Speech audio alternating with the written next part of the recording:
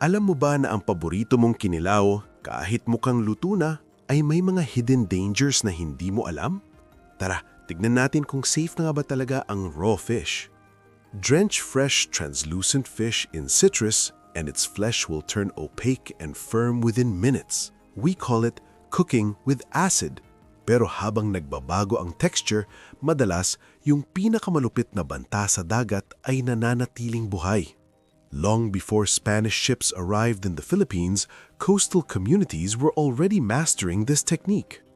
Ngayon, ang tradisyong ito ay nabubuhay bilang kinilaw, isang putahe na gumagamit ng matapang na lokal na sangkap tulad ng cane vinegar at sariwang kalamansi. Pero ang pagtingin sa kaligtasan nito ay nakabase sa maling pag-unawa sa kung ano talaga ang nangyayari kapag ang asido ay nakakatagpo ng hilaw na laman. Matapos ang maikling pag-soak sa suka, ang translucent na isda ay nagiging opaque at matigas. Sa mata ng tao, parang luto na siya.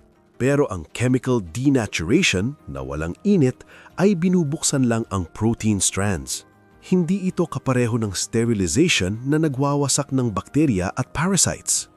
Akala ng iba, ang suka at citrus lang ay sapat para pumatay ng parasites.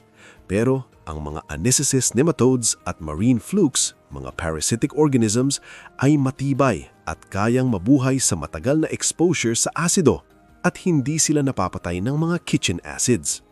Ang Vibrio vulnificus, isang bakterya na matatagpuan sa coastal waters, ay isang malupit na banta. Kapag nakain, maaari itong magdulot ng sepsis, isang mabilis na life-threatening infection na kayang magresulta sa kamatayan. Ang sepsis ay may 20% mortality rate at ang mga may chronic liver disease, diabetes o compromised immune system ay may mataas na risk. Kahit ang mga pagkain na may suka o citrus ay walang magagawa laban sa matitinding pathogens na ito. Para maprotektahan ang food supply, ang mga health authorities tulad ng FDA ay gumagamit ng cryogenic protocols. Ang pagyiyelo ng isda sa sobrang lamig ay makakatulong. Pero ang bakterya ay muling babangon kapag natunaw. Ang taning tunay na solusyon ay init. Pagluluto ng seafood sa 145 degrees Fahrenheit sa loob ng 15 seconds. Para sa mga malulusog na tao, siguraduhin na ang hilaw na isda na gagamitin sa mga putahe tulad ng kinilaw ay dumaan sa commercial freezing o may sushi grade na label. Ang proper preparation ang susi para makuha ang nutritional benefits ng raw fish ng ligtas. Ang raw fish ay nag-aalok ng mataas na kalidad na protein at essential omega-3 fatty acids ng walang preservatives. Pero kailangan ng modern food safety protocols at ang ancient culinary traditions na ito para masiguro ang kaligtasan.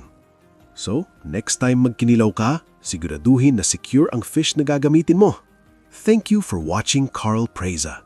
Don't forget to like, share, and subscribe for more practical health tips.